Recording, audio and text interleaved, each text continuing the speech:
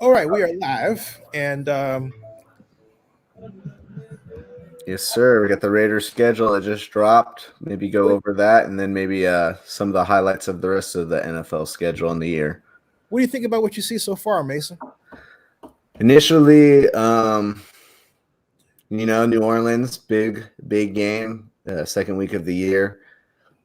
Tough opponent, kind of daunting task. However, a handful of years ago, I believe 2016, I saw Derek Carr, put up some numbers, and it's not impossible. But that's a daunting task right there. And then New England, they're not the same, possibly as before without Brady. That's interesting. And then week one, Matt Rule, first NFL head coaching job, head coach. It's going to be real interesting to see what he brings in from Baylor and that Temple, hard-nosed, blue-collar team coach. Be interesting to see.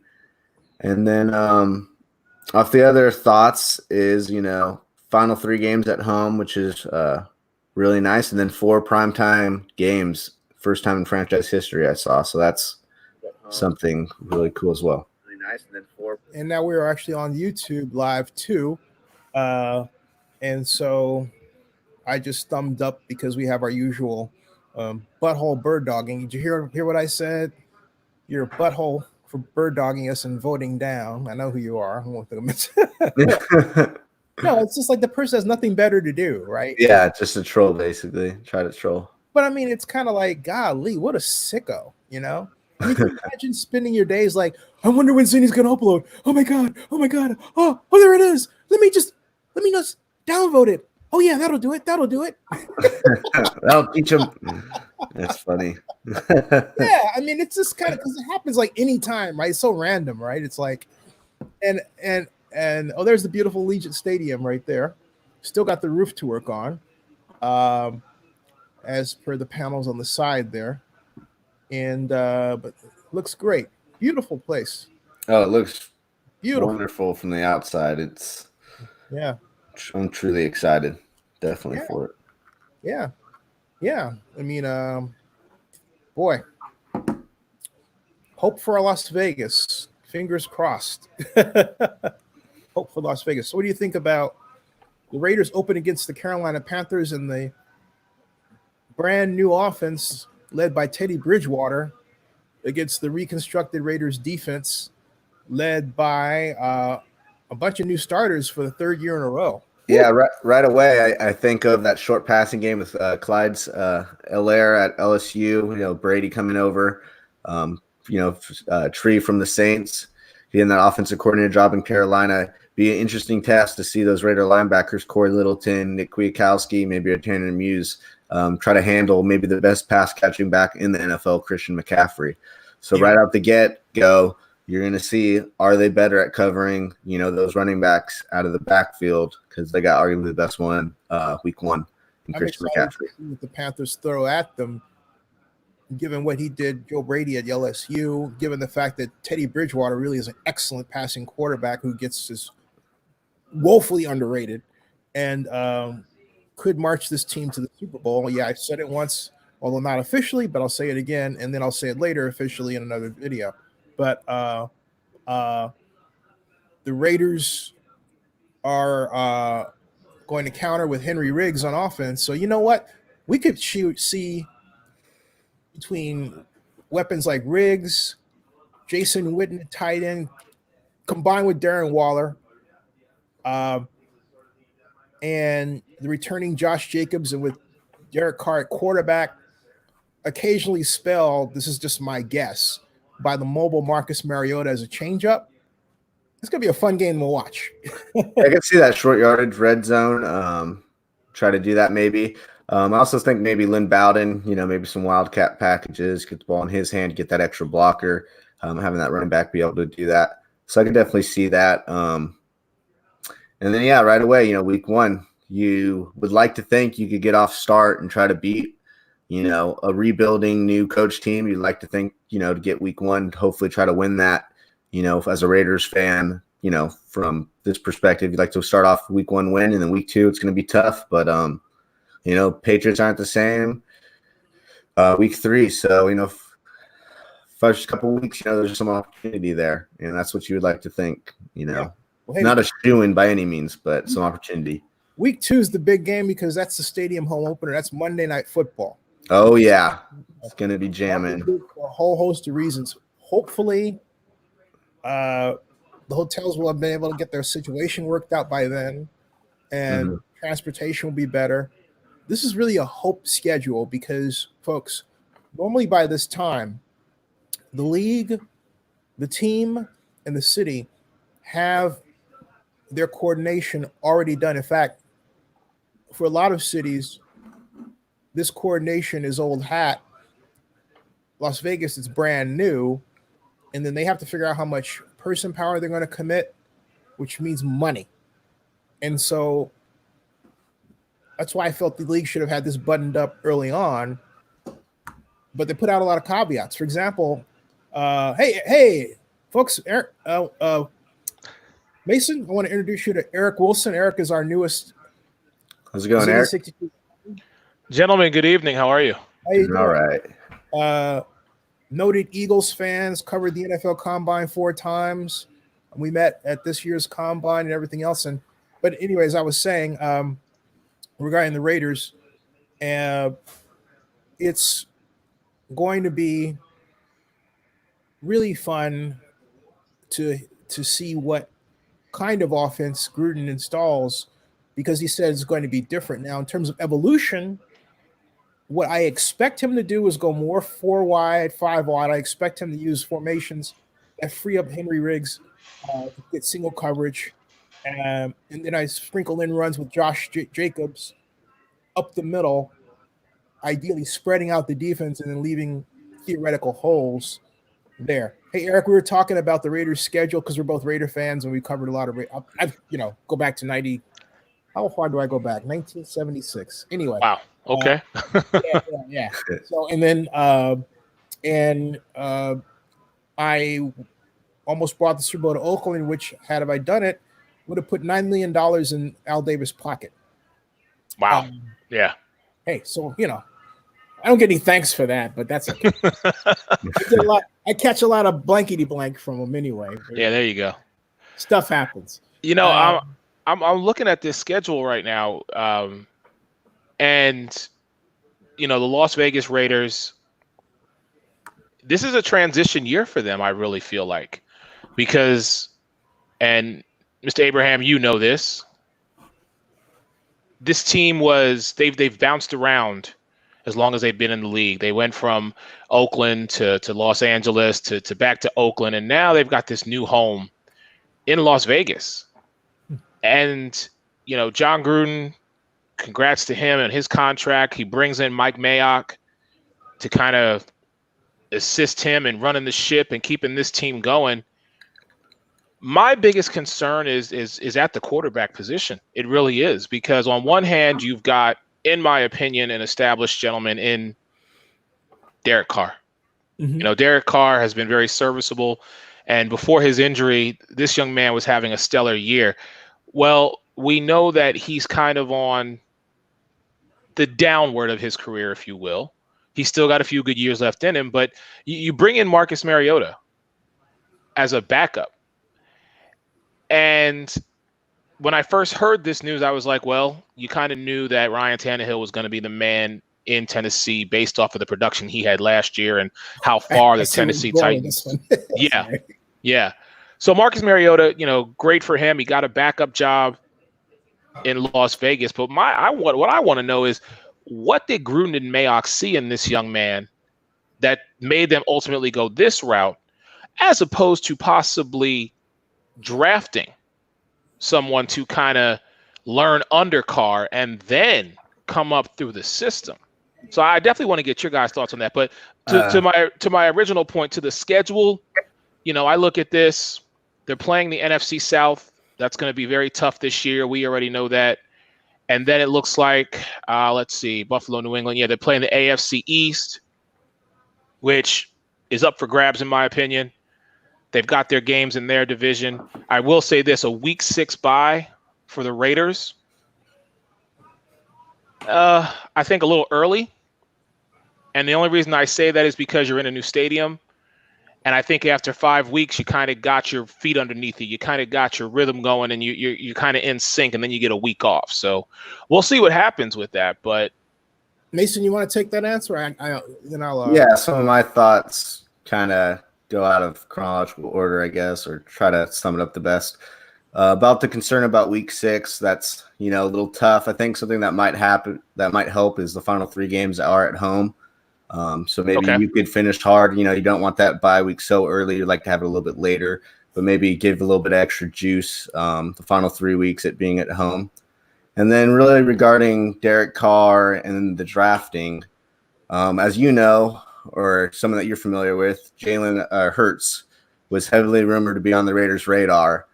I was pretty firm on believing that he would go in the 2nd round. I thought maybe to Pittsburgh. I did not really expect Philadelphia.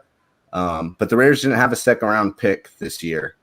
And so if you're kind of trying to chart where to take a player and really trust your board, if you don't have a pick in that range, you can't really guarantee necessarily that you can trade back or maybe even package those 3s to move up to get your guy. I don't know how comfortable they were with the other guys. Obviously not comfortable enough to take a Jordan Love at 19 or Hurst there or anyone like that. Right. So I think they kind of got a Marcus Mariota. They were both very high in him out of college. Smart guy, not going to be disruptive in the locker room from everything that that they think. And someone with a little bit of mobility and with high upside. And they just thought, you can take away a hole in that backup position through free agency instead of trying to gamble it and try to hit it in the draft and kind of bank on a trade, in my opinion. Having said that, if they were really truly in love with Jalen Hurts or anybody, they should have taken him at any of the points. I just think it proves that they weren't. The last 2 drafts just kind of prove that, And then talking about Derek Carr and his ups and downs, you look at the past 2 years, guys, even 3 years before they got rid of Cooper and Crabtree, or after they got rid of Cooper and Crabtree, their receiving core there's not a lot of guys making plays in the rest of the league once they leave. Trevor Davis was making multiple starts last year. I don't know if he might be a wide receiver 6 or 5 on a team right now. The year before that, last year we struggled with getting speed on the outside and stuff like that. So I think my biggest issue with the Derek Carr is on those 4th downs, him throwing it in the dirt.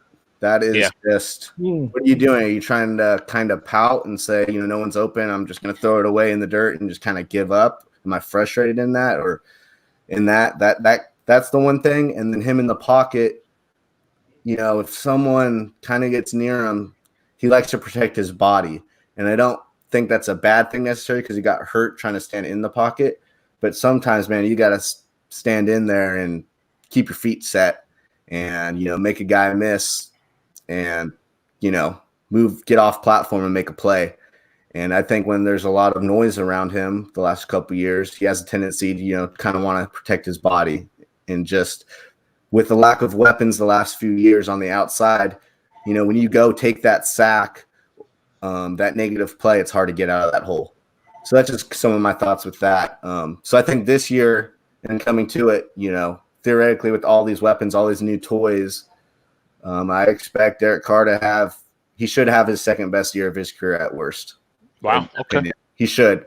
I mean, if not, then they got to move on, in my opinion. So he needs to have, 30 touchdowns, less than 10 picks, right around 10 picks. Some of that 2016 year. My thought basically is that I think this is going to be Derek Carr's best year ever, mainly because if you take a look at what John has done, he's brought in something that really the Raiders haven't had, and that's a Bill Walsh ball control offense. And Derek has improved in it. Once they got their sea legs out from under him, once John really got a sense of how the game had changed, I think John didn't understand how fast the game had become, even during the 10 years he was out. Okay. And Joseph says he's there. I don't know why but at any rate, I missed him. Okay, cool. Hey, Joseph, how you doing? Joseph. How you doing? Meet Eric. Hey, Eric, how are you? Nice to meet you. Joseph, pleasure to meet you, sir. Oh, yeah. Thank you. This is great. We got an NFL crew. I like this. This is nice. All right. Now I gotta raise a lot of money. So that's how I'm on it. And as I was saying, I think that John, as far as bringing in Marcus, has wanted a mobile quarterback to be his number 2 for some time. I remember his first year he came in, it was Josh Johnson, who was quarterback of the Giants. And I thought, and I asked him on my video, which is here on Zennie 62 on YouTube, if he intended to install a read option offense. And he did allude to, he basically acknowledged that he was thinking about that, okay? Although he ultimately did not do that for reasons that I didn't get a chance to ask him about, and didn't think about asking about the next NFL annual meeting. We were sitting down talking. But I think Marcus is a continuation of John's desire to have that kind of quarterback, combined with his availability, combined with the idea that Mike Mayock believes they can rebuild him like the $6 million man, or excuse me, now $6 billion man. And the idea that Marcus needs a fresh start. I personally think it's dangerous. And if it were my call going into a city like Las Vegas, which really needs a boost and a revival and something to get really excited about, in addition to just the opening of the stadium, which, you know, the way things are going, could wind up being used to house ill patients. I'm not kidding you. They need to send a signal that, hey, you know what? Here's our quarterback of the future, and we're going to bring him up, and he's going to signal the renaissance of Las Vegas. And I think they missed a training and a marketing opportunity to do that for reasons that are beyond me. Renaissance of Derek Carr, maybe. Oh, definitely. I'm not. See, if they had brought in Jalen, or if they had made a deal to get Tua, he would definitely have sat on the bench for a couple of years to me. All right. That's fine. And when I say renaissance of Vegas, over that next 2 and 3 years is going to take for the city to get back health. It just is. Particularly since they're already underfunded right now, and they lost 58% of their common occupancy for March already, according to Las Vegas Commission of Visitors Bureau Statistics. It's going to take a long time, and we're in a situation that is no joke, folks. It is no joke. So 2 years it's going to take them. So I'm saying Tua would take them 2 years to get in place and be ready. But over that 2 years, I think Derek will be a better quarterback. And people need to give Carr a chance. But they also need to give the system a chance and be more critical of the system rather than the player. There's something wrong in media where we don't talk about systems and we don't talk about formations and plays. And yet, Derek Carr told me in a 2015 interview, I only do what they tell me to do. Therefore, it means what? It means what the coach designs and puts together on the field matters.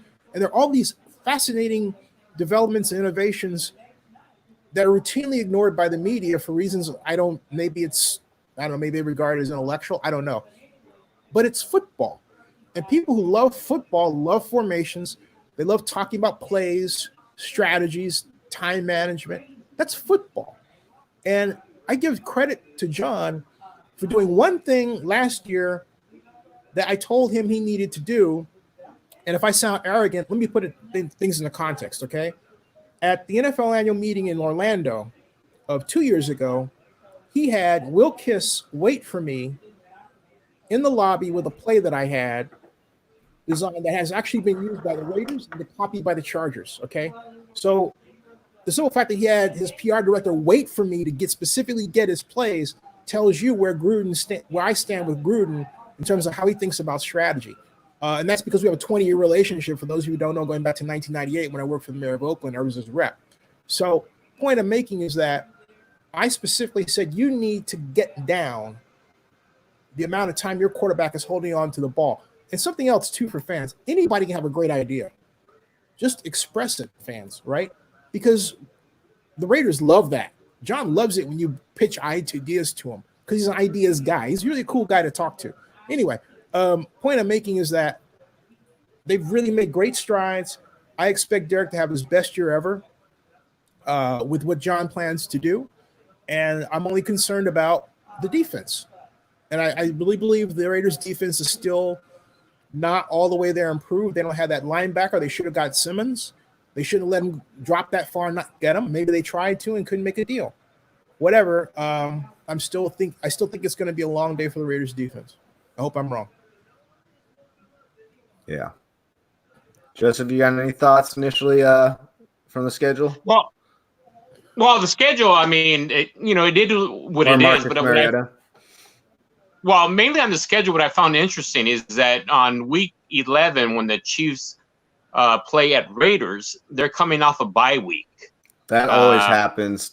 But again, it lends to the whole thought process. Do they want to still elevate the Chiefs because they're the world champs? Let's cut them as many breaks as we can. Let's have them face one of their fierce rivals and get them rested before they do. Obviously, that's what they set up here. Same thing happened last year and 2 years ago, if I'm not mistaken, with the Chiefs. So, and the Raiders, if look at their schedule, you guys have three. That's your third division game. It's back to back to back. You got the Chargers, then the Broncos, and then the Chiefs. Point. Yeah, then the Chiefs. So I mean, you got to figure. I have to agree with you. Looking at all that, I want to see the Chargers schedule. I want to see the Broncos schedule now, and I want to ask myself, do each one of those teams have a bye before they play the Raiders? Because if so, then I don't like throwing conspiracy theories out there, but Vegas, you're moving out to a new city. The Raiders people, it was called the black hole, and there's such a stigma with that team. So I'm very interested to see what their schedule. Oh, thank you. All right, so they got to buy the 15th. What's that week? Chargers, yeah. Week 9 or week 10, maybe. So maybe it's after the Raiders. Okay, so after the Raiders is when Denver gets their bye. All right, I mean I'm okay with that. Like I said, I was just curious. Yeah. To Joseph's point about protecting the brand, if you will, because now the Chiefs are now the reigning Super Bowl champs, and we want to make sure that we put the best product out there, especially after all that's going on. So I totally see your point as far as that. But it is a Sunday night game. It is in Vegas, and let me tell you, if I can find a way to get out there to at least one Raiders game this year, I'm gonna make my way out there because I've seen the stadium as it was being built. I was fortunate enough to be in Vegas this last year, 3 times actually, twice for personal, once for work, and there you go. And just to watch that stadium come to life, it was incredible. I know they're still working on trying to build like a bridge so that way no one has to cross, the highway or just try to cross the strip to get over there.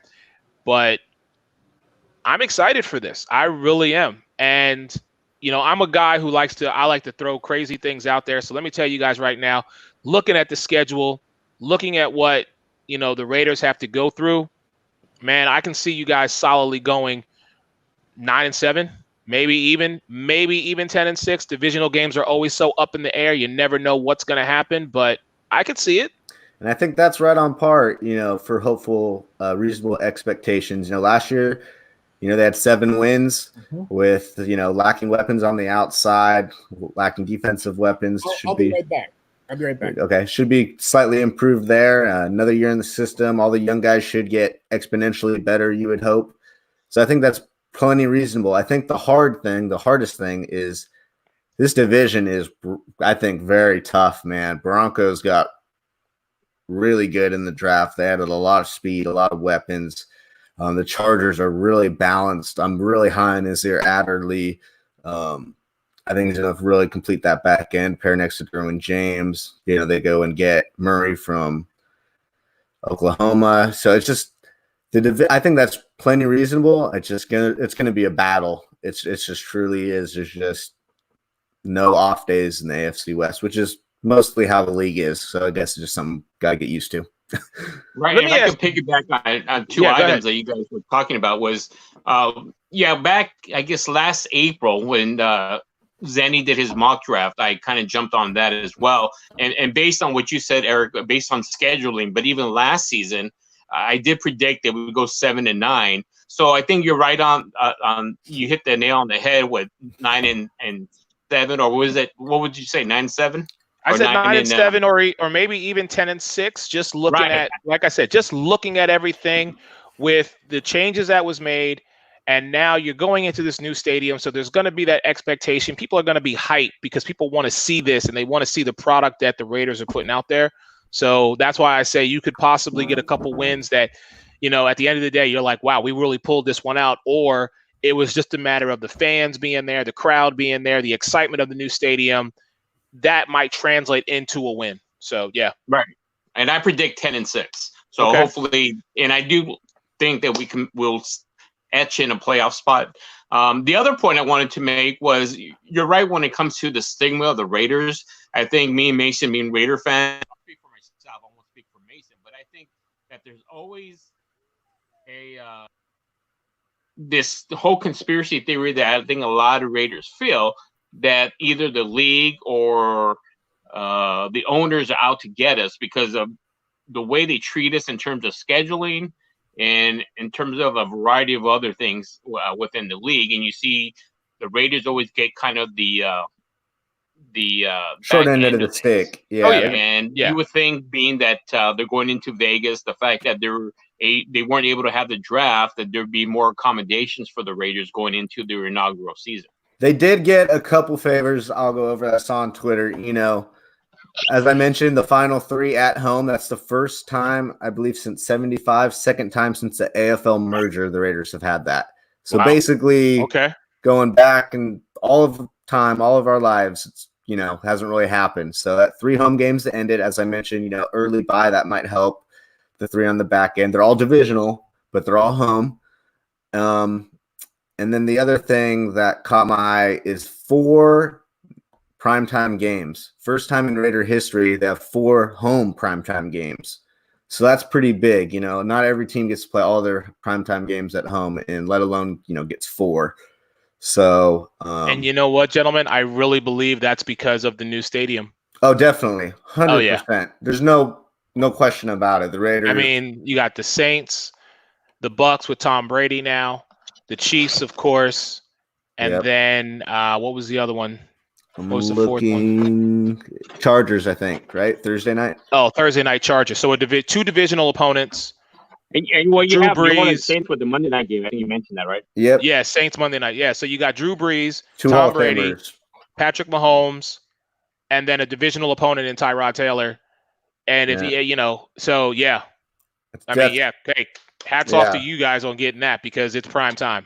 So yeah, it's going to be exciting. I can pull up. Let's pull up the Eagles schedule real quick.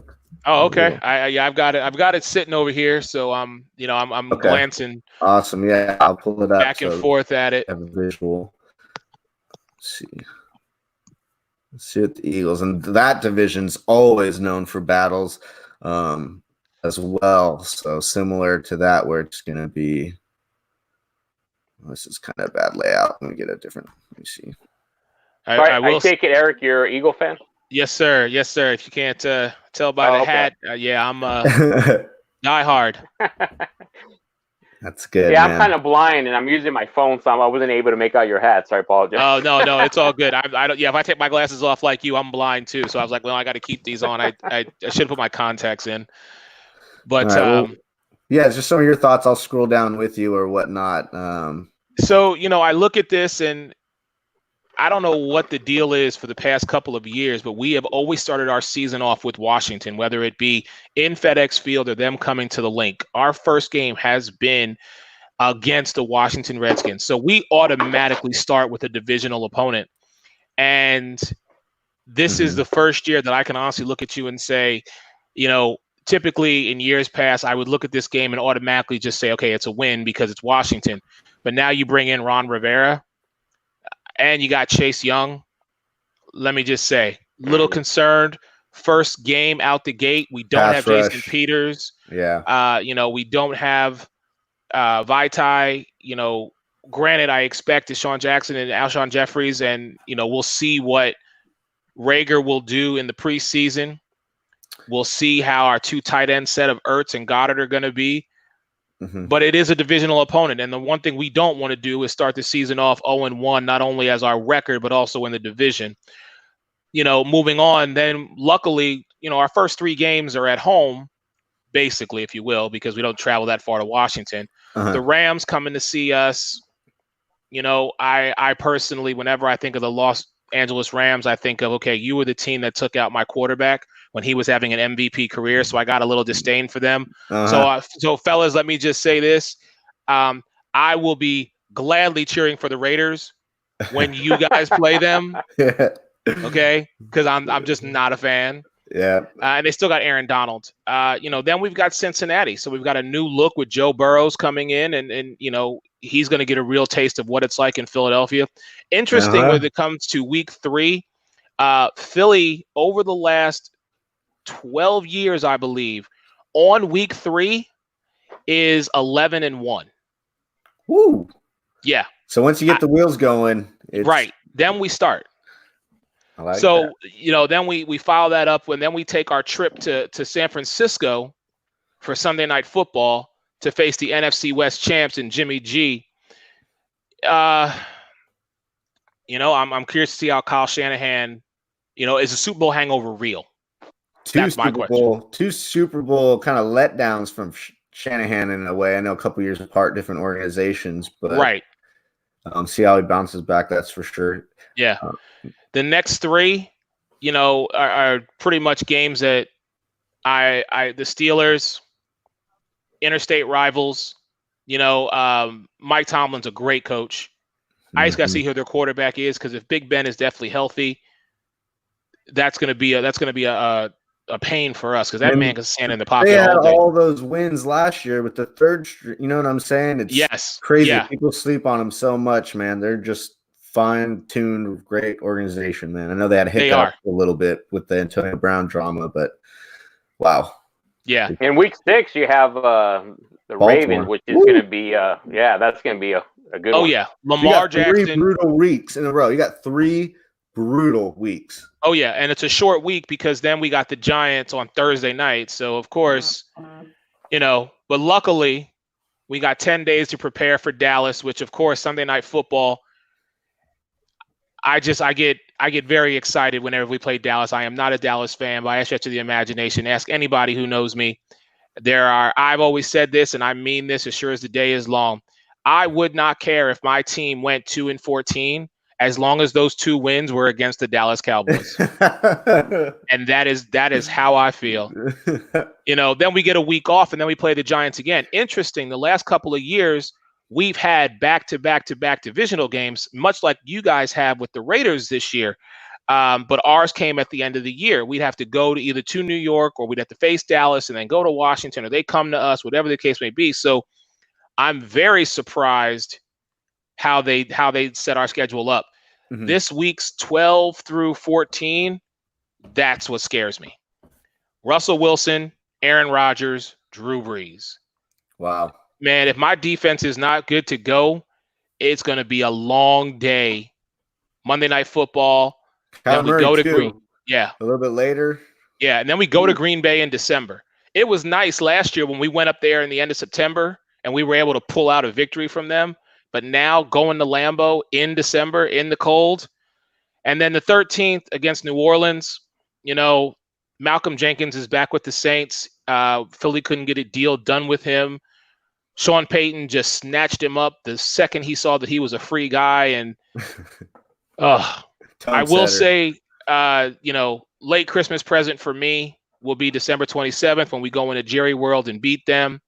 But I'm not sleeping on Arizona with that new look offense. You've got Kyler Murray Kyler Murray, second year.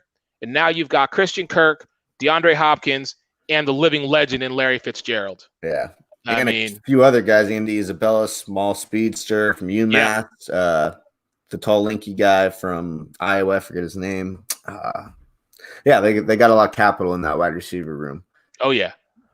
So I mean, looking at my schedule, I'm always the optimist when it comes to this. You know, I will say again, if we're healthy, no injuries, and we can play our style of ball, I can see us at 11-5. But I'll tell you right now, those 3 weeks, like I said, weeks 13, 14, and 15, those are the 3 weeks I'm going to be on the edge of my seat the entire time. No, I'm sorry. 12, 13, and 14. Yeah, those 3 weeks, I'm going to be on my edge of my seat the whole time, because if we can find a way to pull out 2 victories out of those 3 teams, then I know, okay, we're going to the postseason. If we can be battle tested through those 3, come away with victories against 3 future Hall of Fame quarterbacks, it's going to be a great ride for me. It's going to be an early Christmas. I'm telling you. I like that. And last year, maybe a little foolish, I had Carson Wentz as my MVP pick. So I'm very high on Carson Wentz. I'm a big Jalen Reagor fan. I think he's going to fit awesome in that offense. I think what it really comes down to is keeping Carson Wentz upright and keeping him healthy. If you can do that, I'm a big believer. Yeah, in the Philadelphia Eagles. I wish we would have Jason Peters for one more year. Maybe he'll come out of retirement and do us a solid one more time, even though he always seems to cost me 5 yards on a false start. But yeah, I'll see what happens, man. It's just, take the false start over the holding call, though. Yes, I definitely will. Yeah. So I wanted to ask you guys, since you're both Raiders fans, I wanted to get your guys. What are your guys' thoughts on, when you guys drafted Henry Ruggs with your first pick? And I thought of Al Davis was the first thing I thought of. Okay. That's literally the first thing I thought of is Al Davis. That would be what Al would have done. I think what it shows is that John Gruden wants to push the ball vertically and horizontally, and he feels that he can get the most out of the players. So he booked on the best athlete out of the 3. I would say the least proven out of the 3 probably, but he's the best athlete out of the 3. Having said that, when they took it, I was hoping for maybe more of a Jerry Jeudy. I think 4.45 or whatever he ran is plenty fast enough. Gotcha. Plenty fast enough. Having said that, I'm not crushed. And the main reason why I'm not crushed is they got maybe one of my favorite players in the whole draft, and that's Bryan Edwards in the 3rd. I think he's going to step in and be that X receiver for Ruggs. So now Ruggs doesn't have to be that target guy. Really just more occupy the defense, even when he's not getting the ball, really, be able to capitalize on that version. So I kind of smiled. I was watching it with my cousin, through video chat and whatnot, and he was ecstatic. He's a big Ruggs guy. And you know what? From everything since we've heard through the rumor reels, hard worker, a little bit of that alpha male in that wide receiver room at Alabama. And, his production ratio, taking it to the house, 25% of the time it was a touchdown. I mean, that's just pretty crazy. Oh, yeah. So, I think short answer, once they got Bryan Edwards in the 3rd, I was ecstatic because I think those are some pretty good pairing right there of young receivers. Nice. Yeah, and I would agree with Mason with Bryan Edwards, because he knows, me and Mason did an extensive amount of mock drafts, and he knows my guy was CeeDee Lamb. Okay. But even within that discussion, because I know Mason liked Jerry Jeudy, is that we both agreed you can't go wrong with any of these 3s, and it's quite evident that Ruggs was kind of a la Al Davis pick. And I think what Ruggs represents also is to go head-to-head with the defending champ, the Chiefs. They have Tyreek Hill. Now, we have a speedster in Ruggs. And so as Mason pointed out, when they drafted Bryan Edwards, I was quite pleased with that as well, because he has that length that I like in a receiver. And I think he has some immeasurables that's going to help, with the passing game. And one little statistic was, I think they brought up Edwards about 80% of the time when he goes up against a DB and he reaches for the ball, he comes down with it. And so that's one of the one of those things that you can't teach. Yeah, that's true. You can't teach speed and you can't teach hands. Believe me, as a guy who's I've been to 4 combines now, and one of the drills that I watch very intently is the Gauntlet Drill with these wide receivers when they're running, from one side of the field to the other. The ability to just turn and know where the ball is before it even gets to you. Yeah. That is my biggest piece, and I've seen that with a lot of guys. There was a young man, I think it was either last year or 2 years ago, Courtland Sutton. Oh, yeah. SMU. Yeah. I watched him, and I remember sitting next to some guys, Vacuums. and I told him, I said, this boy's got some great hands. I said, whoever picks him up is going to get a steal in this young man, because watching it's those intangibles that I was like, okay, I see what you're doing. And just his vision and the ability to just read and know and react, I was like, okay, might not have been a great on the 40. But that is one that I focus on intently, because at the end of the day, that's what we want, not only as media and as, guys who love the game, but we just want to see those, if you will, those OBJ catches, those, how did he catch that in double and triple coverage? He, as you said, Joseph, for a young man to be able to go up and just come down with it, that's what we want to see. So, and I think, as we kind of mentioned, we're kind of talking about Edwards and whatnot. I think Edwards is that guy. And, I was nervous when we took Henry Ruggs. I was just a little nervous because I just don't think he'll ever be that 12 target a game player. I just don't know if that's reasonable. I think maybe 8-9 targets, take, the safety, make the safety play over the top and stretch the team, the defense vertically and horizontally.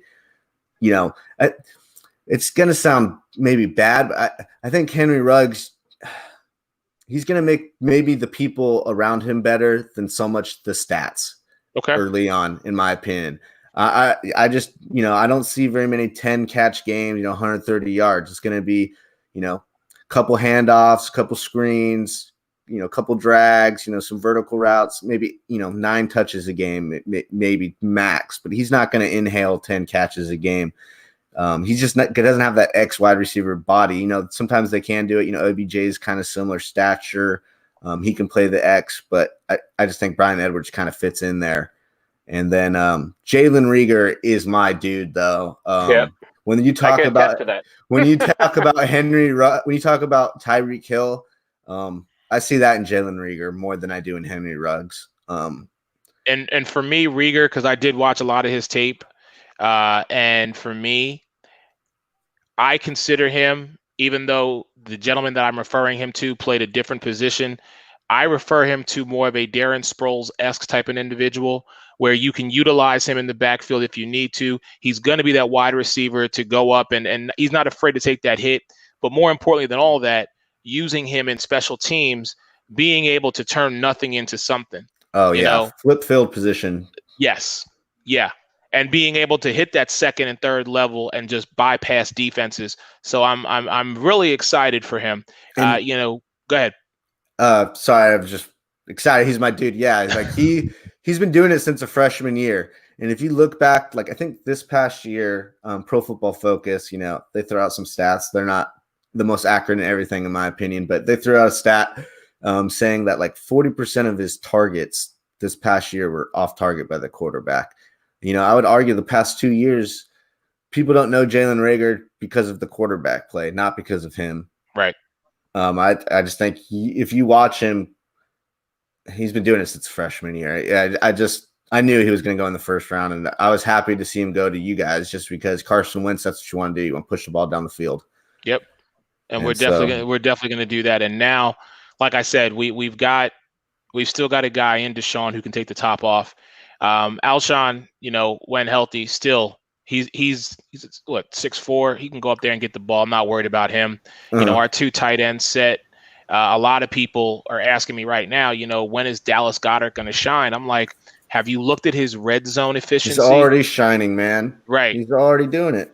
But people are saying because, he's playing alongside Zach, he's kind of it's like the 1-1A. I'm like, no, they're exactly the same. You got to know that when it comes to the red zone, people are going to try and double Zach because they know Carson likes to go to him. Meanwhile, you leave Goddard just walking around the end zone. It's like, all right, here we go. Boom. Thank you. Touchdown. 6 points. Let's keep it moving. So, and that's exactly what the kind of Raiders are trying to build. You know, they got Darren Waller, who's similar to Ertz, very mismatchy, can play out wide very easily.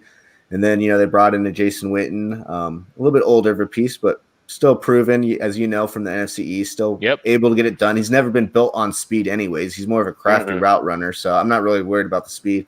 And then they got they got Morrow from LSU. And Foster Morrow. Foster Morrow. Hey, excuse me, I don't want to break up this party, but I'm not breaking it up at all. But did someone mention that they would be happy if their team went 2-14 as long as they beat the Dallas Cowboys? Twice a year? Yes, I did. Yes, sir. That's the guy up here.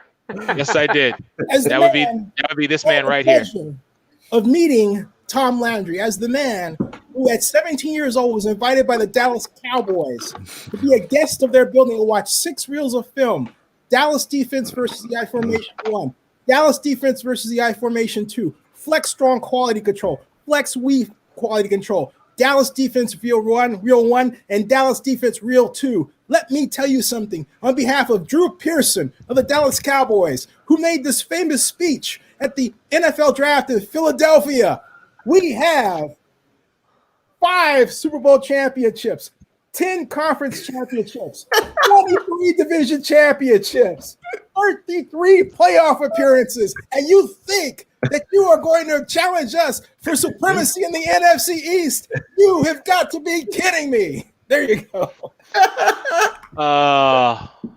You know, I can't argue any of those stats. The only thing I will say to you is very much like what my man David Akers said in Dallas year after we won. And he was like, hey, Dallas, we've got more wins this season than you guys had in 25 years. We go up 1 pick to pick a guy whose first name just happens to be Dallas, and we snatch him from the Cowboys in order for us to be successful. So, you know, what I will say to you is, as much as I respect what Jerry Jones has done for that team, and let's all joking and kidding aside, that man is a true business mogul, not only in sports, but in the world of business. That being said, I still to this day have called them and will forever call them the accident waiting to happen, as Stephen A. Smith says, and the walking piece of mediocrity that is the Dallas Cowboys. Because you know what? You have your opportunities to just run away with the division. I'll be the first one to admit our division is weak. We are getting better. We are going to go back to being the NFC beast. Right now, we are the NFC least. But please, please best believe when it comes to playing Dallas, there is nothing that irritates me more than losing to them. When we lost last year to them 37-10, I kicked everybody out of my house. That's ruined not your week.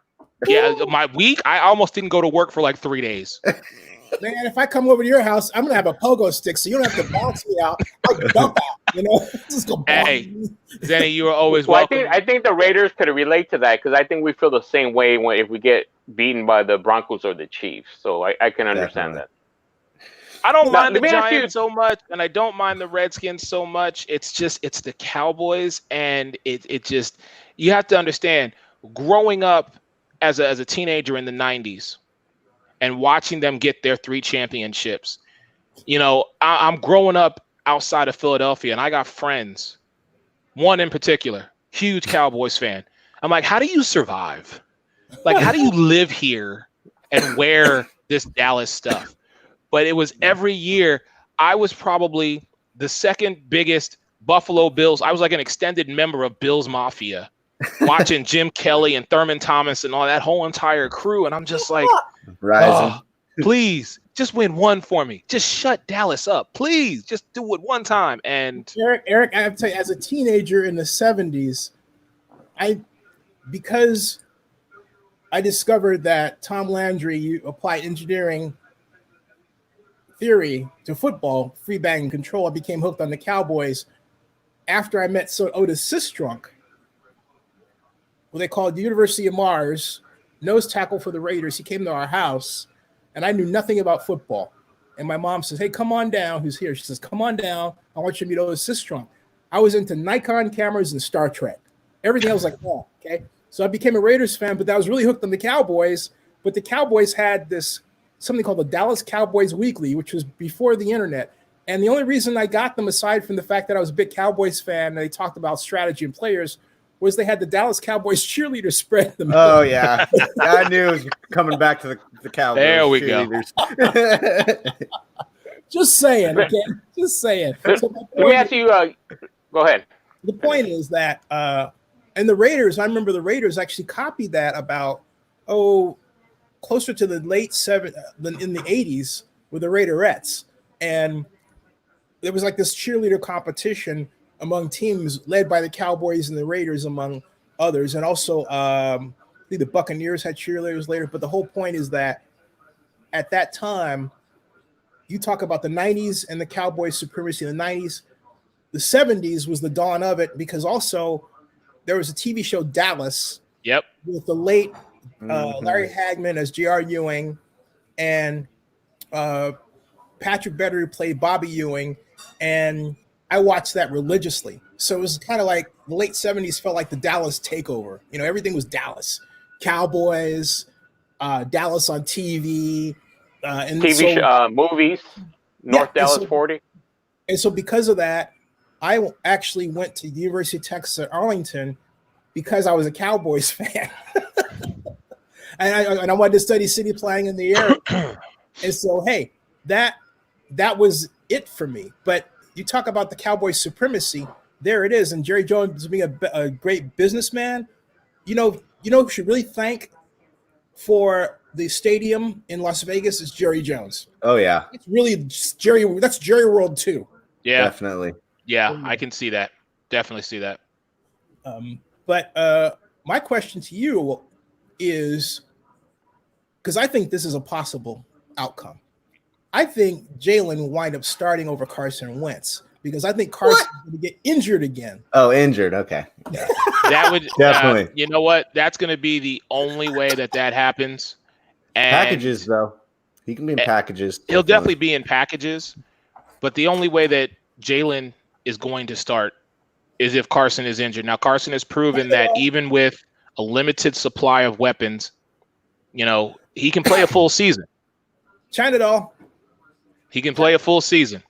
So my hope is that this year he continually, works on building up, his strength and durability, because I don't know if you had heard it, but during this, there's a 3-week span where I'm concerned. 4 weeks. I'm telling you, make it 4 weeks. Kyler Murray's coming. I know he is, and I'm not. Believe me, I'm not sleeping on him. No, don't sleep on the Cards, man. Woo. No, I'm not. I really think that there's going to be 3 teams out of the NFC West that possibly make the playoffs this year. Wow. Yeah, I think. Say that again. I think 3 teams out of the NFC West, the 5 and 6 spot, are going to be represented by the NFC West. Wow. In the wild card. Totally discounting. I think they'll all be in contention, that's for sure. I have a lot of respect for the 3 on the upper, and the Rams are still the Rams. You never know. Maybe they can find a little bit of their magic. But the Cardinals, still growing. I think the issue, they'll be in the hunt. I think with the NFC South, though, I think is going to have 2 teams possibly. Okay. Just kind of, teams beating up on each other. Yeah. But I think it is a possibility, and I think that's a really good division is my point. And I think that's what you're really trying to say, is the NFC West is a very good division. No, it's a very good division. So, okay, so if we take 2 from the West. Don't sleep on the Falcons. That's what I'm saying, that the NFC South, one of them's going to come from each division, probably. So 2 from the West, 2 from the South, and then the Packers and the Eagles. Okay, I'm okay with that. I'm good with that. I mean, I just think, it's hard to really say, but definitely all 3 from that division are going to be in it till the end of my opinion. It's going to come down to those last few weeks. When we go to a 7-team playoff, I think that's when we're really going to see, these teams who has the dominant division. I think next, not this season coming up, but the following season. So, hey, definitely. Hey, Joseph, what do you think? Well, I know we want to move on with the schedule. I had a question that I wanted to ask earlier to all three of you was when we were talking about the Raiders earlier, I know the Raiders want to convert Lynn Bowden into a running back. I don't know how successful that would be. I know that while he played quarterback, he was in his Wildcat offense. And I think that's what kind of gave the idea to Mayock, let's convert him to a running back. Mason knows one of my favorite running backs was out of Boston. A.J. Dillon. He got taken really early. Yeah, and I really wanted the Raiders to move up to grab him. What are you guys' thoughts on Lynn Bowden being converted to a running back? I'll start. So I think what really comes back to, I don't have the exact quote in front, but during the combine, Mike Mayock talked about positionless players, and specifically on the offense, being able to line people up in 3 or 4 positions in the backfield, out wide, behind the line of scrimmage, out wide, all kinds of different flankers, any type of position, positionless football. You're seeing a lot more in defense, but he was talking about on offense. And I don't have the quote in front of me, but he talked about that. And I think that's what Lynn Bowden is. It might say running back. I don't know if you're ever going to be able to handle him as a true 20-touch, running back player. Having said that, they got Josh Jacobs. They don't need to do that. My biggest concern is running out of the Wildcat and how he did it, although it's in the SEC, is you get an additional blocker from the running back by doing that. So from game planning, a hat-on-hat perspective, his offense had more hats to block the defense more times than not. And so when you're going to be, a tailback, you're not going to have that extra blocker. The quarterback's not going to be able to block for you. So that's a little bit of my concern. But I think what he really is he's truly a satellite player, someone you want in space, in a variety of areas, contribute in special teams, really eat back-end roster spots, as in, he can be your 6th receiver, your 3rd running back, your punt returner, your kick returner, maybe even a gunner, and have a lot of value in that emergency quarterback, 3rd string if you really needed to, or gadget short yardage type of Wildcat type of way. But I think they're doing a little bit of a disservice, really kind of trying to hammer that he's a running back, because I think people are going to expect the true compliment to Josh Jacobs, when really I think they're going to split that between 2 guys, Jalen Richard and him. Let me just say this. And that's why I brought it up, because the fact that we were trying to go after Frank Gore and we signed Devontae Booker last night. So, I would agree with those assessments. And then just to bring up, it's kind of a baseball terminology, but I think Bowden is more of a utility player, so to speak. And, definitely. As Mason pointed out, yeah. And that's what he is. Yeah. Right, and that's what I was going to say. I was like, I think what you're looking at right now is you're looking at players who are a la Taysom Hill, a guy who you can plug and play where you need him and where you think he's going to be the best fit. I think a lot of teams are going more towards that style of having those 1 or 2 gadget players. But I definitely agree with you with what you're saying, Mason. Josh Jacobs, great guy. He did well for me in fantasy last year. So I'm excited to see what he does, this year. Like I said, again, in the new stadium. But I don't see it. But again, it may happen. I don't know. The only reason, if I'm talking about it, the only reason I don't see it is because I've never known John to be a person who does situational gimmicks, as he might call them. Okay. The basic problem is just one of practical design of terminology. He uses the old Walsh, which really came from Paul Brown, system of colors and calling out everything from line blocking to specific types of what a particular position player might do if that series of plays is designed for that position player. So, for example, red right, 22 ZN, which is actually a classic play from the 1998 paper that Coach Walsh wrote, which is part of the American Football Coaches Association. Because I said that specifically and deliberately, because Gruden doesn't adapt what a called concepts. Like, for example, the Earhart-Perkins system is a concept system. Okay, so you might have eagle left or eagle right. The eagle connotes what 3 different players might do in eagle for that team. Okay, the Raiders don't do that. And at the NFL Combine, I asked Mike McCarthy of the Packers. I asked him if he was going to change his terminology up. And Alex, a guy you and I both know, had sent me a message saying I kind of, and I don't think he said that I tripped him up, and I wasn't trying to trip a Coach McCarthy at all. All I asked him was if he was going to change his terminology because it's so wordy and hard for players to understand, which gets back to Bowden. John, yeah. And right, because, and this happened with Antonio Brown and a number of players. Gruden expects those players to know more than one position in the offense, which also means you have to understand the terminology, which means you have to recognize it. And he's the kind of person who's a bit of a blank at this, if you will. Well, he'll call you out if you're not getting it. And so there's a reason why you don't have player after player who should be situational, who work well in, a special package, right? They don't do it when it comes to playing quarterback, as in the Wildcat, because John, and I hope he changes this year because I really think it would make his system a lot better, the way he interprets the Walsh system. I think the way John does it, he really expects you to understand terminology, nuances, concepts, not forget.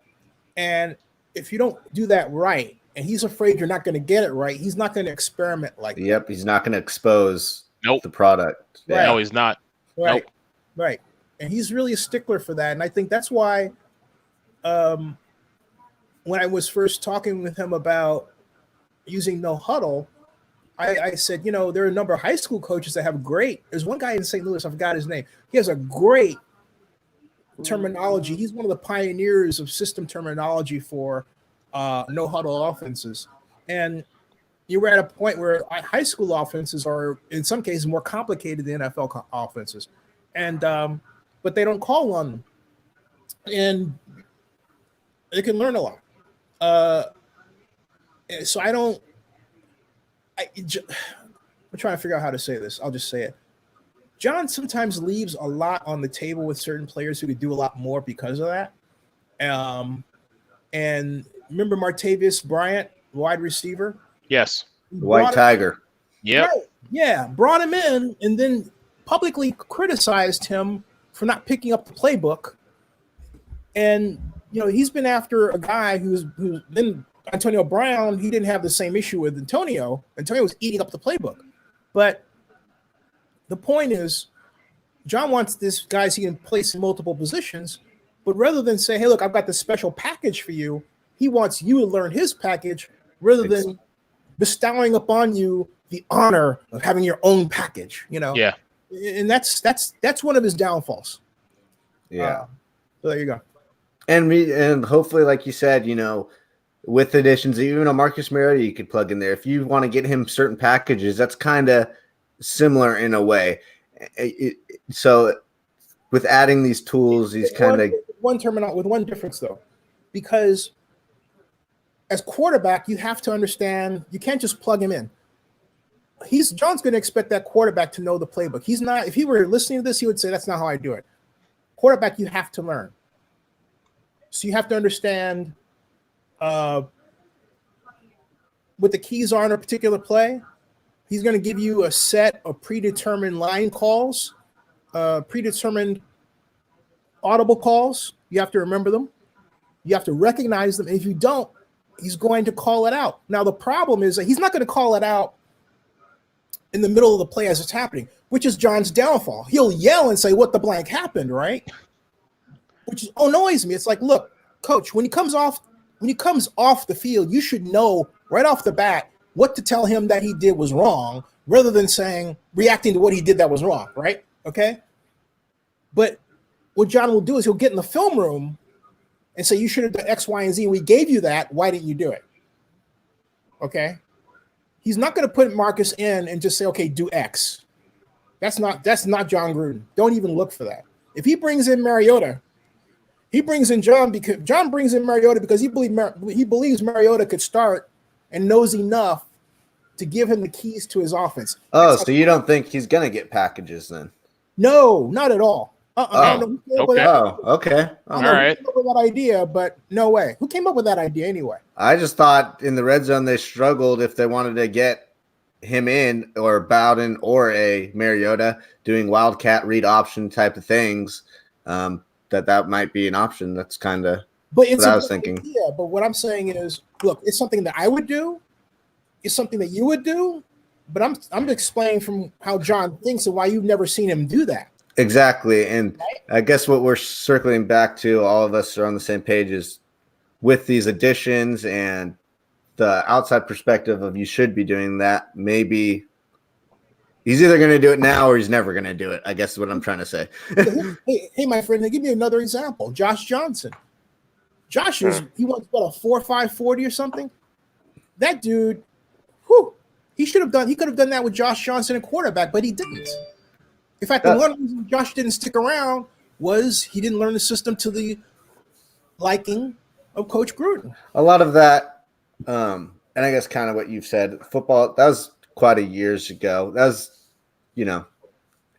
many years ago. So football has changed. So it's become more. No, Josh Johnson was 2 years ago. I know, but they weren't going to use Josh Johnson like that. He's been a traveling quarterback in all kinds of leagues. I think Josh Johnson isn't the same as Marcus Mariota, if that's what you're John brought in Josh for a specific reason. You wanted a mobile quarterback, but Josh didn't pick up the system the way you wanted. Okay? That's what happened. And that was only 2 years ago.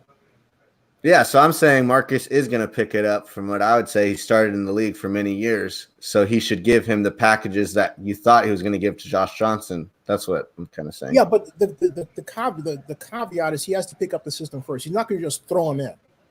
Oh, yeah, I think Marcus Mariota is going to get it. I would hope. I hope. Better. He's going to get his tail chewed out. He's going to be like Chris Sims on the practice field, that viral. That's why I'm not excited about it, because Marcus is going to get his tail chewed out. He's going to start moping, and he's like, oh, why did I sign up for this? Look, John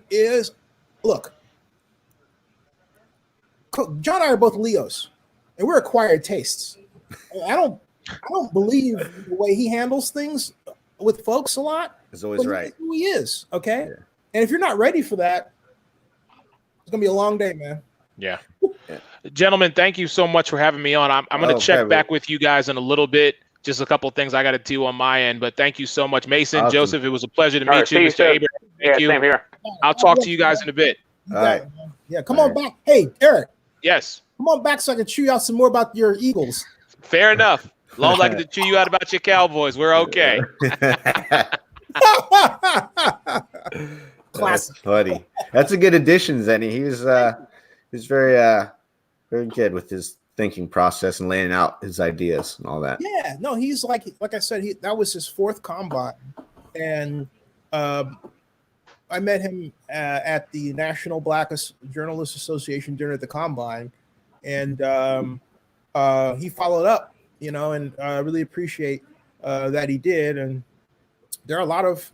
It's also demonstrative of the fact that there's a lot of good media talent out there that is being altered, if you will, in their situation because of the economic conditions we have. So, definitely, yeah. There you go. But yeah, he has a lot. We got a good mix. We got a good mix here. This is awesome. Oh, definitely, and different fan bases, different parts of the country, different backgrounds. It's good. Yeah. And we're all opinionated. Yeah. And so, kind of looking at this schedule, guys, of the league. Maybe go through it a little briefly, some highlights. What do you guys think of the primetime Thursday night, September 10th, Chiefs versus Texans, a rematch of last year's playoff battle? Whoa. Oh, my Lord. Say that one more time, because Texans. Chiefs versus Texans. See how Deshaun bounces back without his main weapon in Hopkins, DeAndre. Hey, guys, wouldn't it fire you up if you were with the Texans and you saw the NFL Network consistently rolling this clip of when your guy was returning the kickoff got hit. It's returned for a touchdown. Over and over again. Over and over again. Yeah. Like, how could it get worse? And then that happened. I remember watching that game. I was like, they can still bounce back. Deshaun's good. They kicked the ball off. It's fumble taken in the house, and all of a sudden it was over. There was no chance left. They have shown that at least 5 times since I've been sitting here. You know, with respect to the Raiders, I know they have 4 primetime games, but I was surprised they didn't have a Thursday night game. They got a Thursday. Every team's got a Thursday, so it'd be the Chargers versus the Chargers. Oh, it was okay. My bad. Yeah, it'd be week. Let me see. You're right. You're right. Week. Yeah, because I was already thinking of going to Vegas for that game. If anything helps Vegas recover, it'll be those games in prime time. You know? Yeah. Yeah. That's a long Vegas weekend right there. Yeah, I hope that happens. You know, I really do. And then looking at the rest of people need work, man. A lot of people need work. So, and looking at some more juicy matchups, you know, later in week 1. Falcons, you know, I think they could bounce back. They have a lot of talent. Seahawks, that could be a potentially really good, interesting match. Packers, Vikings. Stadium versus the Cowboys on Sunday Night Football. I knew it. I knew it. Packers, Vikings, good one. Then we got, of course, Tom Brady versus Drew Brees, the 2 future Hall of Famers. Prediction. I mean, you know what my prediction is? What's that? Sean Payton's going to want to figure out a way to get Jameis Winston in there. It would not surprise me. See all 3 of them on the field: Taysom, Breeze, and Jameis. Yeah. But, I mean, that would be like so. I mean, Sean is the guy that basically called. Remember the onside kick? Oh yeah, against Colts. He's that kind of guy. I could see him doing that. He's got some wallies on him, that's for sure. he's got ice in his veins. Yeah. I mean, you know, Jameis basically, he said he took a pay cut to do that, and he hid his real intentions. His real intentions are revenge, man. Revenge, dude. Yeah, the long game. He's playing the long game. He's like, I can sneak my way and be paired with Sean Payton potentially in a couple years. Yeah, I'll take $1 million. Yeah, exactly. Wouldn't it be so like karmic if week 1 Brady gets injured?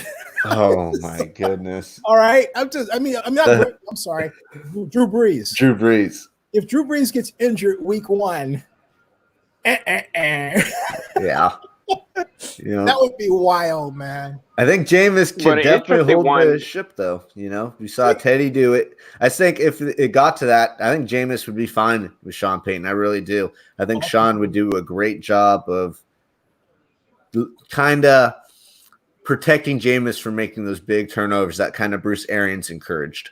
Because of his design. Yeah. He's finally in an offense that makes sense. Okay. Yeah. And not that Arians didn't throw short, but they have so much in their offense that's just so ill-timed that Brady's going to get down there, and unless he's making so much money, it doesn't matter, which, you know, it's another story. He's going to see a lot of problems on offense that they didn't do, and he's going to wind up saying something I think is going to really piss off. It's going to be okay at first, but I guarantee you're going to hear about this. Just mark this, okay? Well, in New England, we did it this way. Oh, you think that's coming? Absolutely. You watch, especially when things don't go well. Watch. Yeah. In New England, we did it like this. I think I'm not as strong on that. I think there might be some rough patches. And I think he's already doing that for the fact when Joseph. Joseph. Go ahead, Joseph. No. I think Tom's already doing that. I mean, the fact that Bruce already acknowledged that the whole signing of Gronk was all Tom Brady. He's the one that kind of manufactured that. So I think you see a little bit of that already happening. Yeah, definitely. I'll say this. He's got weapons everywhere. So if they can just come together, he's got weapons. That's for sure. Oh, yeah. Yeah, definitely. No, that's going to be something else, you know. Gronk sign, because, you know, you've got Gronk there too. So definitely you've got the New England voices in the building, and they're going to be saying, well, you know, we did it this way. Mm-hmm. And then I know we probably have some Niner fans watching. Niner fans versus Cardinals, as we've kind of touched on. I'm pretty high on the Cardinals. I wasn't so much last year. I'm a big Kyler Murray guy. Cliff Kingsbury, I wasn't so high on, but given those, they're putting that team together.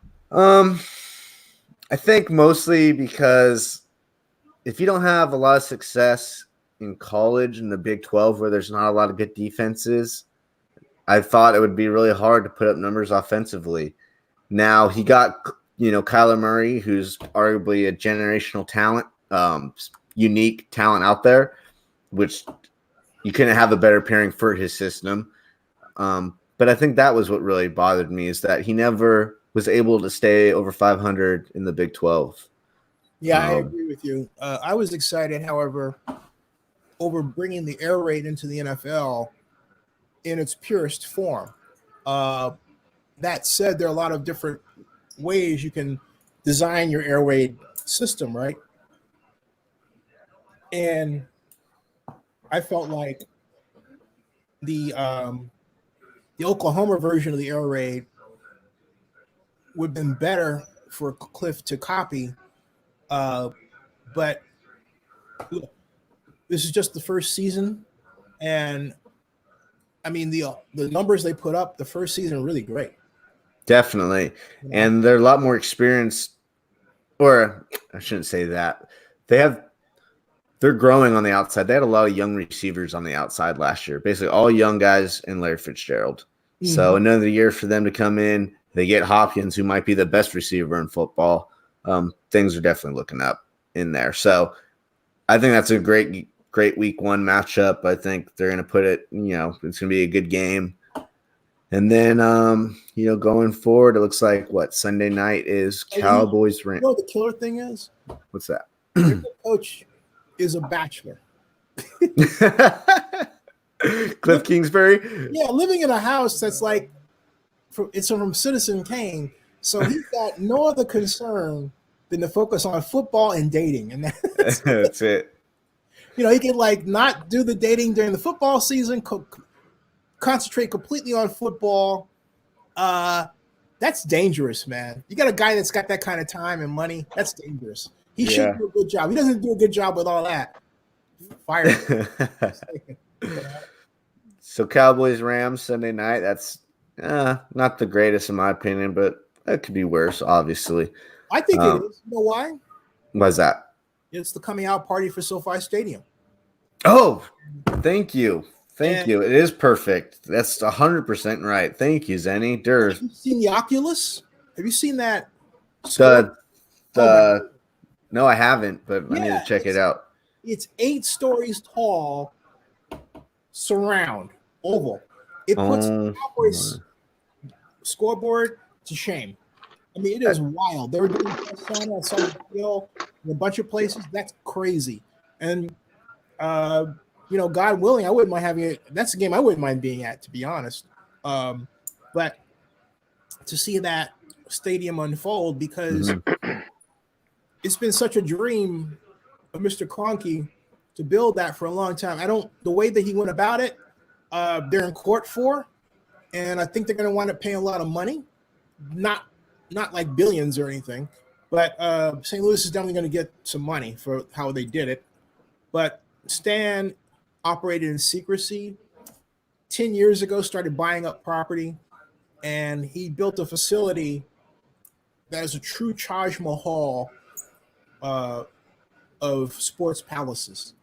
And when he started doing that, Zennie, just to give you FYI, sorry for interrupting, was after he lost his bid to buy the Dodgers, then he went ahead and started purchasing that property. And so I think he always had a backup plan to go after an NFL team.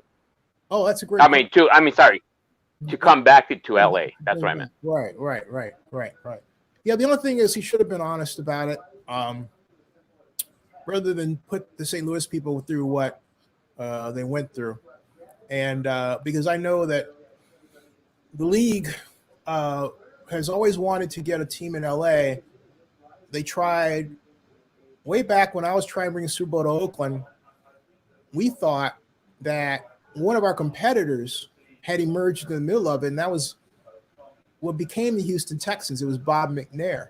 And at first, I didn't think that the NFL was going to do what they wound up doing, which is they handed them the Super Bowl slot for 2000. They handed Houston the Super Bowl slot that I thought we were going to compete for, and in 2004, and so we wound up competing for 2005, and the 2004 Super Bowl wound up being the Carolina Panthers at the New England Patriots in what was then called Allegiant Stadium in Houston. But at that time, in 1999, Michael Ovitz was trying to build something in Carson called the Hacienda. And it was, the renderings are still up for it. I've actually put them on Oakland News Now a few months ago. But what happened was that the NFL wanted him to match the franchise fee that Mr. McNair wound up paying, which is $750 million. The best that Michael could come up with was $550 million. He was crying, according to a report I got, in a hotel room. And so that ended the league's attempt to come to LA for a long time. But what happened and what changed things is when Donald Sterling came around, it was not Donald Sterling, excuse me, but when Steve Ballmer turned around and came in and bought the Clippers for $2 billion. Mm-hmm. And they're getting a new stadium too, right? Right. And arena, excuse me. And everybody in the NFL said, wait a minute. Why aren't we in LA? Because the NFL is driven by franchise value increases. You know, this is not going to be the case for a year or for a while. But until this happened, the NFL, if you owned an NFL team, you consistently outpaced the S&P 500 in terms of investment growth annually. Okay. Wow. Yeah. Well, that's coming to an end this year, and I don't know when it's going to recover. I think it's going to take another 3 or 4 years, but I digress. Unless, of course, they get a huge bailout. But absent that, there's a problem. But my point is that the reason for them coming back to LA was that Ballmer showed for a number of sports investors that LA still mattered. And then you got LeBron coming back to, because the Lakers were weak. And I remember when Chris Paul was focused of a trade to LA, and then David Stern came in and nixed the trade. Yep. If I had owned the Lakers then, I'd have sued the commissioner. Rest in peace. But because that affects your franchise value. But then Ballmer came in and gave everybody the shot in the arm, and he gave that they needed, but it sent shockwaves to the NFL. Yeah, everybody had to raise their game. Yeah. Yeah. And that's why it was like, it went from giving it used to be, let's give LA an expansion team, right?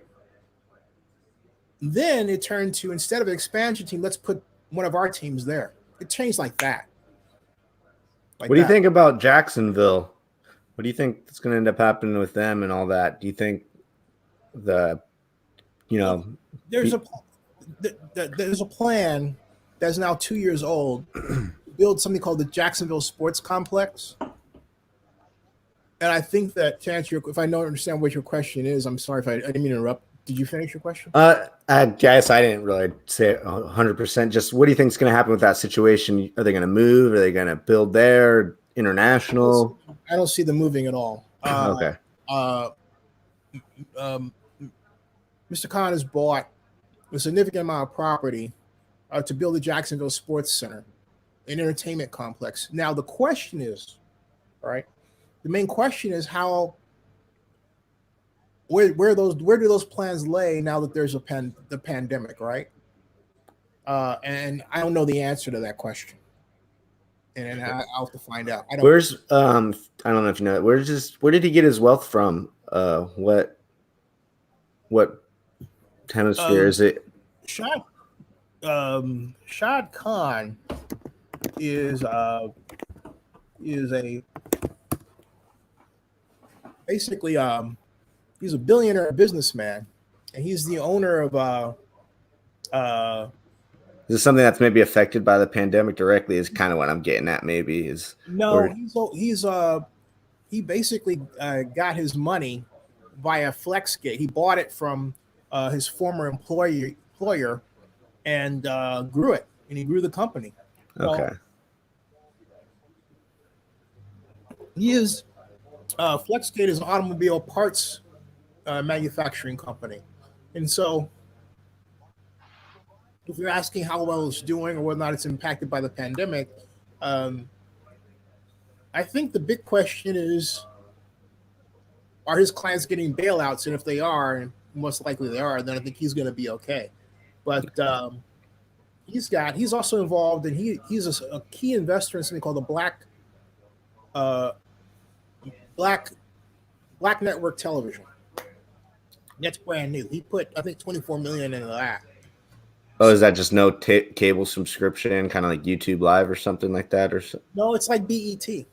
Oh, okay. But it's like a combination between BET and CNN slammed together. Oh, okay. Yeah. I was thinking like Black Internet, like off the radar. No, it's on the radar. That's okay. Yeah. Very much on the radar. And he is a big investor in that. And he also owns soccer team in the UK. Yeah, I thought. Yeah. And he's got not a soccer team, like the soccer team. Yeah. So he's really diverse. He's got a diverse profile out there. More extremely well diversified to survive this. At least okay. Right. You know. So long story short, you expect something to get the ball rolling in Jacksonville. Sorry, sometime. Hopefully, that's where his intentions lie in Jacksonville. Because I know that, right? Because if you go to Google and you type Jacksonville Sports and Entertainment Complex, I think. I mean, if I'm saying do that, but I should do it myself. Right now for Jacksonville. And I think historically land has been relatively inexpensive as opposed to other parts of Florida. Yeah, and Jacksonville Sports and Entertainment. There it is. Jacksonville Sports Entertainment Complex. Images. Oh yeah, $2.5 billion. $2.5 billion vision. See that? That's what. And he owns the land around that. Okay. That's their focus. And that'd be awesome, man. That's like what I was envisioning. Maybe possibly, in Oakland with all the three teams right there. It'd be awesome to have just a. That was the intent, but would have been awesome. There were two problems. First of all, the Warriors, they could really never wanted to be in San Francisco. In Oakland. Oakland, yeah. Also, he felt, and he said this on my video. He said that Oakland. If you type Joe Lacob Zennie 62 YouTube, you'll see my video interview with him. He said that Oakland had leadership challenges, and neither he nor Mark Davis were willing to wait around and wait for Oakland and Alameda County to get their act together. Yeah, shape up and get it done. And then on top of that, we lost Fred Blackwell as the Oakland Economic Development Director. I think that's when things changed. Okay, we're back on. You guys can take over. I need to see after my mom. Okay, no worries. I'll see you guys. Yeah. Okay. All right. So getting back to the schedule thing, I guess we'll go back to the Raiders. I gotta probably take off the next 20 or 15 minutes anyways too. So let's go back to the Raiders schedule and have a few more thoughts here, maybe that you have or something. Any surprises for you while you're picking that up? While you're putting that on screen? Any surprises about the schedule? Yeah. I'm really surprised that we get 3 home games to end the year. Like I said, it's only happened once in the history, and that's huge, man. That is really big. I mean, getting 3 straight home games to end the year, that means if you're in it the final 3 weeks, you like your chances because you have home games. So that's a big deal. And that's an obvious nod, right, for that screw up last year. In my opinion, yes. And then the other big thing is 4 primetime games, man. I know a lot of teams get 4 primetime games, but having them all at home, it's nice. That's a nice big salute, big thank you, city of Las Vegas to get it going. Other big. Are you going to try to make it down here to LA or Vegas when the Raiders play Chargers or the Raiders at home? My dad bought tickets for the he's a PSL holder at the new stadium. So there's a chance nice. I get to go to a game. However, the plan Okay. is tentatively to try to sell our tickets, majority of our tickets the first few years To to make money. try to get some of that PSL money back. But yeah, I'll be going to one game for sure in Las Vegas this year. I don't know if it's going to be the first game, but I will be going for sure to one, I would imagine. And then the one in Las. What level are your tickets? Let's see if I can try to figure it out here. Allegiant Stadium. At least I know who to contact if I want to get a pair of tickets. Yeah, I'm trying to see if I can see the map to try to explain it with the different club levels and stuff. Is this it? Let's see if I can look. We're almost on so the way it was described is we're in the second best tier, I think, kinda. So yeah, if I could have tried baseball, like a Loge level. Yeah, so if I were to try to explain it here, the prime ones, this is all club section. It's called in this middle, and there's two different entrances, and there's different accessibilities. We're on the second tier, so like the first tier is like probably from like here down or whatever. We're like the second tier, so we're like maybe like right here-ish, 50-yard line about. And that was just because of the pricing of the PSLs. Let me see if I can. Allegiant Stadium PSL. Dang, I wish I could try to show it better. Or I wish I had this dad's information right now. They're kick-ass seats. Long story short, they're awesome. They're kick-ass seats. Yeah, nice, they're like at the 50-yard line.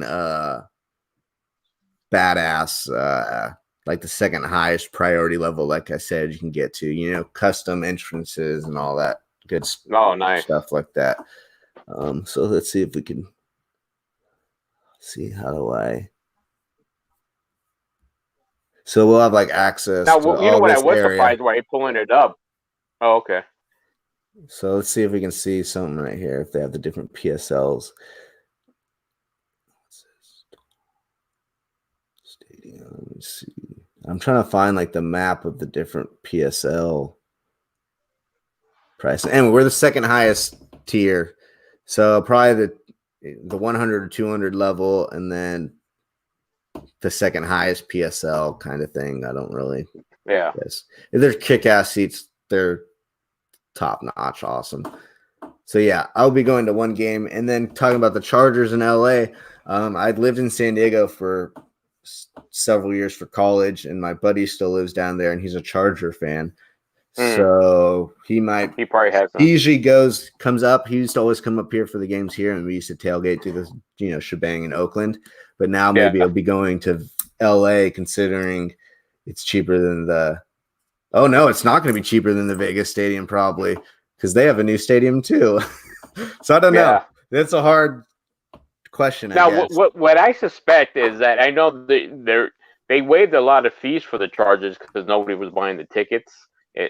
Which is to be expected, right? Because it is LA, so there's not a huge Charger contingency. But I suspect it'll be a little bit cheaper, but not that much cheaper than the. So I'm not really sure. Rams. Yeah, he might say, "Hey, let's go to Vegas because it's Vegas." You know what I'm saying? Instead of LA, if you want to make a weekend of it, he might just say Vegas. But yeah, I'll be going to one game for sure, and depending on when is the Raiders-Niners preseason game, week 3 or what? Do we know? I don't know, to be honest. Yeah. Let me see. I might go to a preseason game. It's going to sound really stupid. I love preseason games, you guys listening. I know most people hate them. I'm a geek, though. I like them too. I love the bottom roster, guys. I'll watch the preseason game each preseason game especially the first 3 weeks, about 4 or 5 times, 6 times. I don't do that with regular season games too often. I just have a thing for the preseason. I really like trying to catch the developmental guys and all that stuff and how the roster's formed. I really like that. So I'm kind of geeky. So my point is they face the Niners in Niners week 3. I'll go to that one probably too. I'm trying to see if I can. Yeah, well, you're pulling that up. I was going to echo your sentiments. Here in LA, KTLA is like the Raider channel. So they'll play all the preseason games. And I watch the rebroadcast at 1 a.m. So I actually watch it twice. So I'm with dude, you definitely. with the Yeah, I do the same thing. Yeah, exactly. How they have the broadcast and then the local broadcast that comes on later with Jim Plunkett or whatever, how they usually do it. Yeah. What does it say? How do I see it? Here we go. Nope, it's not. It's week 2. Dang it. I still might go, though. That's because that's a quarter of good play. Let's see if it's in. I want it in Santa Clara. If it's in Santa Clara, I'll probably be going. Yeah. So I might be going. I haven't been at Levi Stadium. How do you like that stadium? I have not been either. I've heard a lot of bad things, to be honest. And I don't know how much of it is truly true, but they had problems with their field. That's kind of getting resolved, and the Raiders won't have that issue because they have their own separate fields for different events and stuff. But I heard to get to the top level, which is, all the way across the building, third, whatever story it is, the top level, there's only one entrance. So let's say you're on the north side of I don't know, I'm just giving an example. I don't know for sure, but there's only one entrance to get up to the third level. So for example, the third level is across the whole building, but the entrance is only on the north side or only on the south side or only on the east or only on the west. So it kind of makes it hard if you enter in the stadium and you're in the third level or whatever level is the top level, which is a huge amount of people. There's only one way to get there. So you can kind of get stuck in the wrong section of the stadium. But I have not been. But yeah, like I said, I'll be trying to go. Rocky Mountain, Las Vegas Raiders fan PJ out here. I think I saw your subscription to my channel the other day. Dirty Dog. What I like is we play tough teams in the beginning, and then we're playing KC early. I like that too. Interesting take. I like that potentially. But yeah, so just the primetime games and then the 3 final games at home really stand out to me. And then it's going to be a battle. The other thing that stands out to me is how do we have a tougher schedule than the Chiefs? Irritates the hell out of me, but apparently we do. But other than that, kind of standard. I saw that coming. I'm glad we don't have the super long, road trip and all that. But yeah, the NFC South is going to be brutal, especially with Tom Brady going there. But Dolphins improving. But I think, these first 3 games, if I'm a Raider fan, you need to come out of these first 3 games 2-3. If you're if you are a Raiders fan and you want to have any expectations on this year, you need to be 2-3 out of the first 3 games. I'm not saying you should. I mean, in my opinion, you should beat Carolina, definitely. And you should either beat New England or the New Orleans. Obviously, I think New England's a little bit easier, but they're both extremely well coached. I've seen DC be able to duel against Drew Brees, so it is possible. You need to go 2-3 there. And then it's a bit of a tough schedule, man. There's just good teams in the NFL. That's just how I feel. There's just a lot of competitive balance. They all have players out there. I mean, you look at this. Buffalo, blue-collar playoff team. KC. Then you go Tom Brady, all those weapons. Then you go all the weapons in Cleveland. Their offensive line's rebuilt. I'm sorry. People are trashing the Browns right now. Well-deserved because of last year. They're going to be surprises to people, I think, this year. Laying a little bit under the radar. Improve that offensive line. I think Baker Mayfield's going to play better. Highly motivated, I would imagine. So don't sleep on them. Then the Chargers. Maybe the most well-balanced team in the AFC West. Just little question marks at quarterback. Then you got the improved Broncos. Then you got the Chiefs again. Atlanta, they were hot towards the end of last year. They got all their defensive pieces back. All their top 3 picks last year were the offensive line. They all got hurt. They're going to be back. The Jets, going to be improved. My point is it's going to be a tough schedule. But from what we saw last year, the Raiders should be in every game they play. They weren't in every game they played last year, but my point is with all the young talent's supposed to get exponentially bigger. And with our big draft class, our additions in free agency, we should expect 9-10 wins and get that. I would agree. Any other thoughts you got, Joseph? Before you leave, I was going to ask you about before we leave. Now I know with all the defensive backs we get, do you see more of a dime package moving forward? Well, we play nickel more than in the NFL today. There's more nickel package 70-30, generally speaking. The Raiders, I think, ran it close to like 73% last year. So that's 3 corners, 2 safeties. Now you're talking dime. You said, is that what you said? Dime? Yeah. Dime package. Yeah. So I could see it, but the thing with that is, I think they have linebackers, or especially Corey Littleton, that they feel that can cover a little bit and that can move a little bit and be a little bit more matchup-y. So you may not need to do that. Now, what I do think is a possibility is if you take the Raiders defense, for example, let's say, high of highs, I would say like this. You have all those DBs out there. Well, you could have, Mullen out there, right? Abram's going to be out there. And you could put Abram as like a linebacker. So that's a way how you could do it. He'd be like a run and chase kind of linebacker fill. And then if like an Amik Robertson hits, who I think will, you got a nickel corner, and then you got the nickel corner in Arnett potentially, and then Isaiah Johnson. So it's a possibility.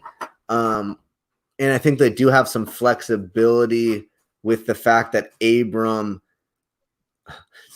it's going to be easier to do that if you can play Abram at linebacker, which they might be able to do. If you want 6 DBs, it's going to come from one playing linebacker, in my opinion, more times than not.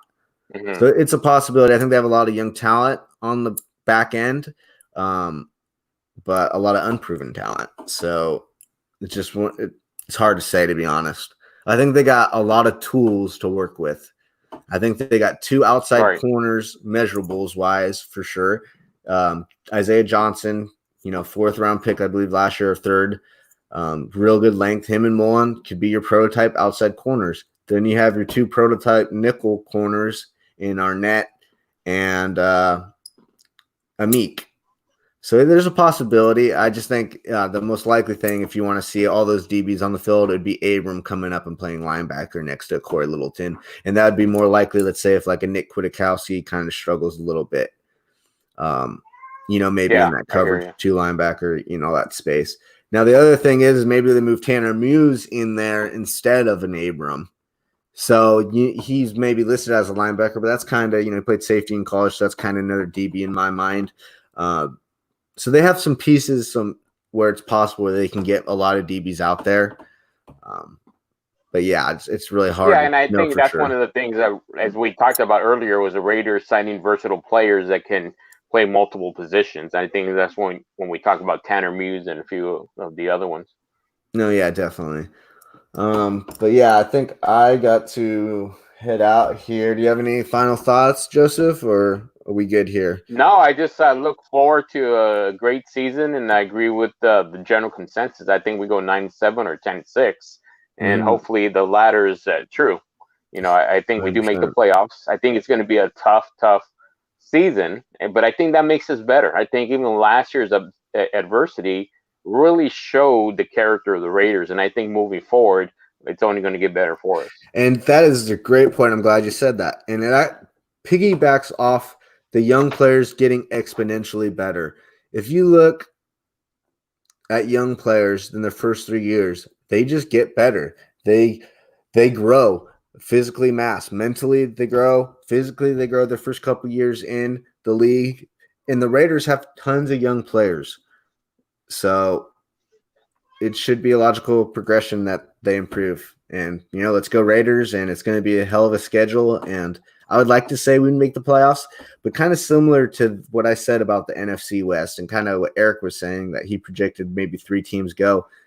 I just think it's going to be hard in our division, man. It's just going to be hard to have a lot of wins when there's easier divisions out there in the AFC where they might be able to pick up more cheapy wins in a way. But yeah, really interested and get this season going soon enough. Hopefully, that'd be awesome. But all right, guys, definitely. Go ahead. Right before you end the feed, I'll stick around. I had a question for you off the air. Awesome. All right, guys, take care. Support us. All right. And bye, everybody. Here we go.